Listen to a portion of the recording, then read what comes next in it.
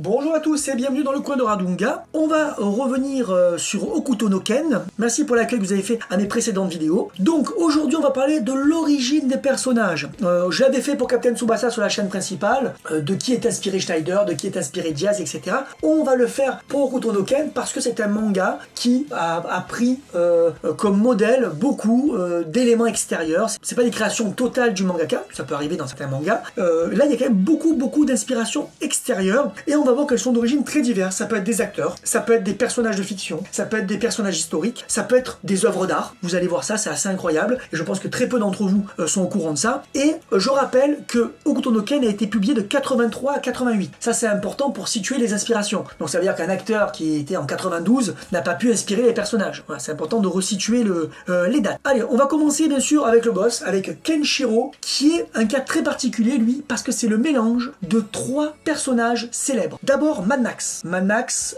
film post-apocalyptique qui est sorti quelques années avant le début de Hokuto no Ken, film culte, la série principale de l'époque, je crois qu'il y en a eu 3 peut-être. Mad Max, donc c'est quoi? C'est un brun, Mel Gibson, en veste de cuir, dans un monde post-apocalyptique.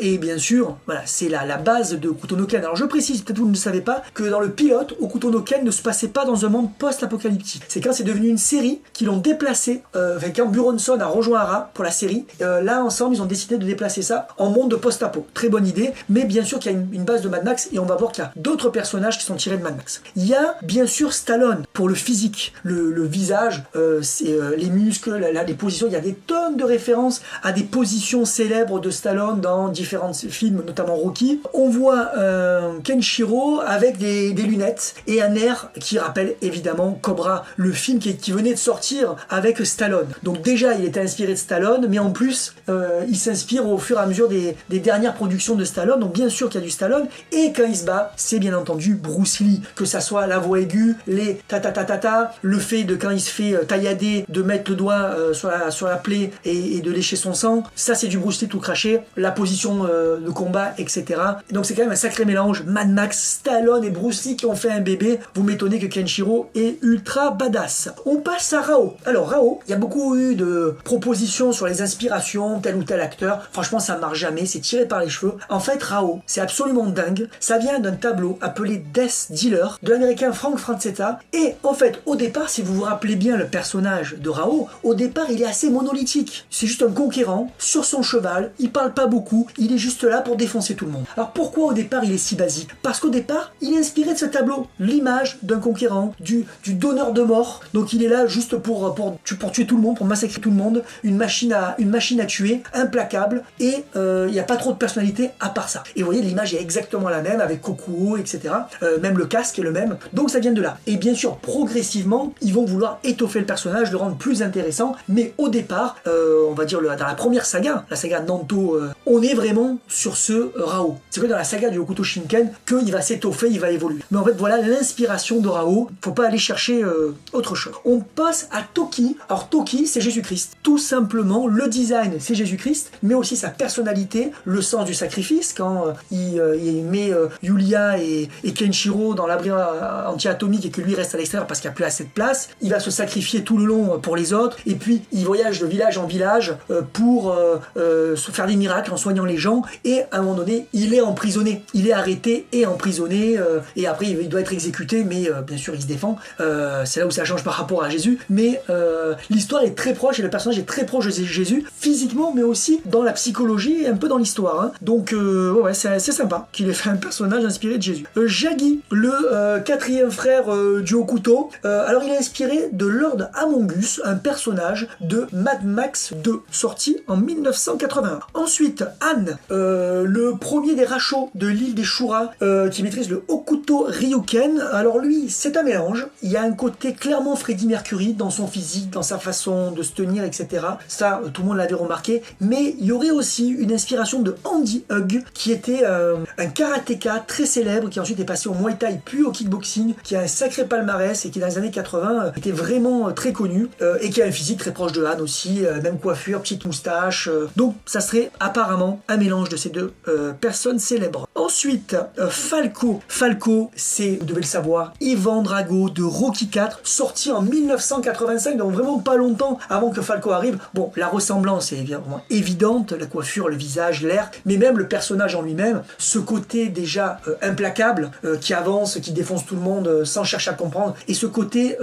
donc patriotique absolu. Ivan Drago, lui, suit les directives de la mère patrie, il veut défendre la mère patrie, quoi qu'il arrive, il est prêt à tout. Falco est prêt à protéger l'empereur, quoi qu'il arrive, et quoi que lui demande Jaco, il exécutera, même si c'est pas juste. Et il peut tuer tout le monde sans aucune pitié. Donc voilà, on a un Falco qui physiquement, mais dans sa psychologie, ressemble à Drago. Alf, donc c'est un Shura, un des Shura les puissants, il est sous les ordres d'un général de district, Kaiser.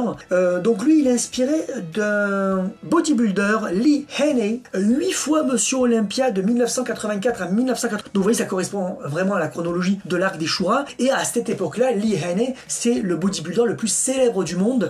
Il va accumuler donc 8 victoires à Mr Olympia, qui est la plus grande compétition de bodybuilding, battant le record de Schwarzenegger. Et aujourd'hui, c'est lui qui détient le record conjointement avec Ronnie Coleman. Donc c'est vraiment une véritable une légende du bodybuilding. Et il est très connu pour cette image où il fait une position de bodybuilding très connue, le front leg spread.